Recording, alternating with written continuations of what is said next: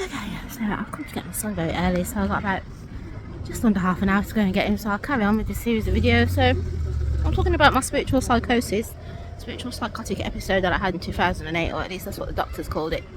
But I have said in some previous videos that this came upon me just prior to this. I was studying and I just finished my exam, and B, I was taking part in a show.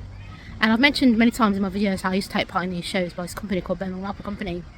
And either yesterday or the day before, I was saying how when I used to go along, take part in these shows, that I just was feeling like sometimes when I'd go along, the people who were running the show, that they would be trying to make me feel like really stupid and really embarrassed and all of this. And I just want to correct myself. It's not that I felt like they were putting me down, because they're in a much more like top position than myself. I never felt like they were trying to like belittle me or put me down. It wasn't like that.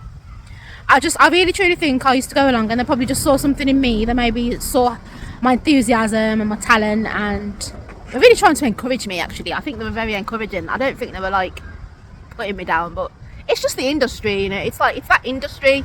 Many industries are like that, but especially like the entertainment industry and people who work in theatre, people who work in media. It's known this is how the people are. They can be a bit bullish.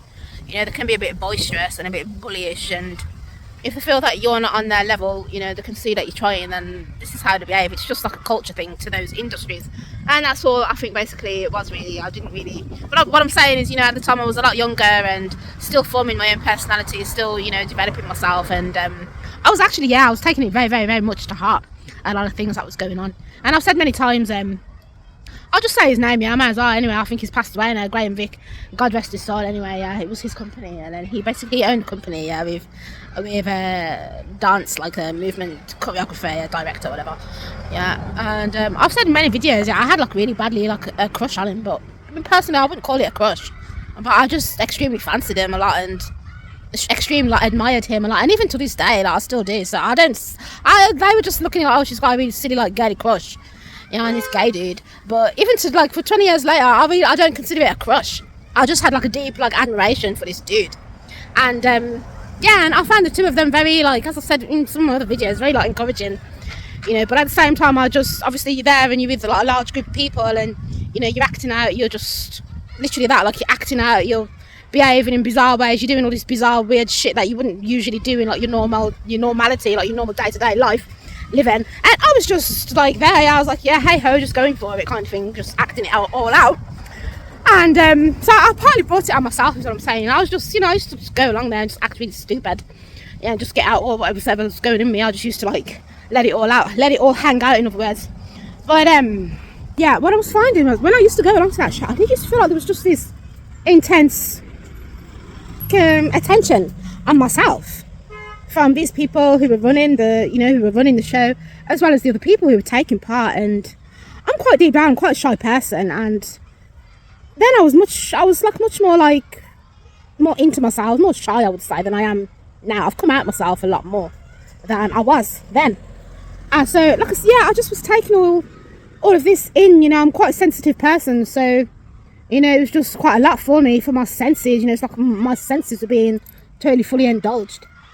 And I just used to feel like I was having this intense like attention and focus on myself. And I kept thinking, I couldn't understand why. I kept thinking, why are these people just intensely having like this intense focus on myself? Like, I'm not the only person here, but the way they were behaving is that I'm the only person here. This is how I was feeling.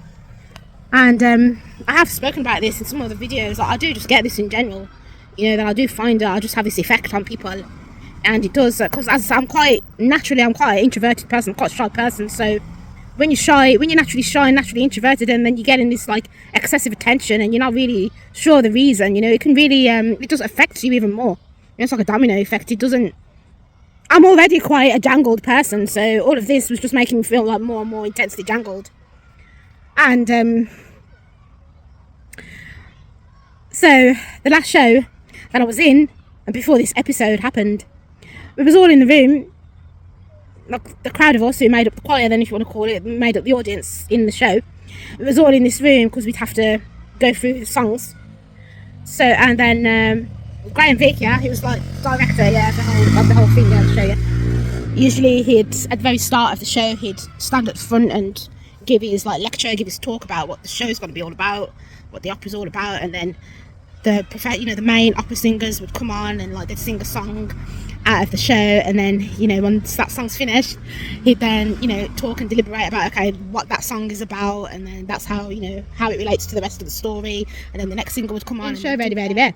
So this particular occasion, he was at the front, and I was sitting kind of middle-ish towards the back-ish, because we're all seated in rows like this. Maybe there's about 5 to 10 rows on this side, 5 to 10 rows on that side. So I was sitting kind of like middle-ish to the back, and he was doing his talk, he was doing his spiel, and he was just really intently like staring at me the whole time that he was doing his spiel, and I'm just sitting there thinking, I don't know why he's like was he just staring at me? Was he focusing on me so much? Well, I really don't know, like this, and then basically there was like another participant sitting in front of me, a gay guy, and he was like talking with his partner, and I was like listening to what he was saying, and then after a while it was like, okay, we all have to stand up now, so we all stood up. And so the talk that he was doing, he was talking about the show, right, what part of it was about, and to be honest, I don't know what he was talking about. The show was King Idomeneo, that's what opera it was, and somehow he started, I'm talking about Graham Vick now, he started talking about I don't know, empires and vampires and all this sort of stuff. I don't know how he's got onto this thing about vampires, people when they're like the living dead and all of this. You got the living dead, and when they're like vampires, and then they're like vampiring from other people's energy, sucking their blood and this. And to be honest, I really can't remember what he was talking about. I don't know what he was talking about. All I remember is he was mentioning about vampires. And prior to this, I'd asked to interview him actually. And I'm very like sensitive. I'm very psychic actually. And like I can almost like read people's what they're thinking, when I meet them. And prior to this show, I'd interviewed him once, and when I went into the room where he was, to interview him, I noticed that when I was talking, he noticed like my teeth. I clocked him clocking my teeth. These aren't here. Like this. And as I said, so when we were doing this King Idomeneo, show, practice rehearsal thing, and he starts talking all about his vampires and this and that. So then there's this dude sitting in front of me, this gay guy sitting in front of me, this other participant talking with his friend or talking with whoever's sitting next to him.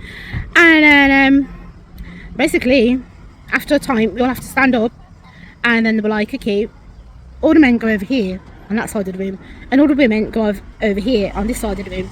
And this guy, he had like I think he had a pink top on, who was sitting in front of me. I saw that he was going away from the rest of the guys and coming towards, he was making a beeline towards like the women's direction.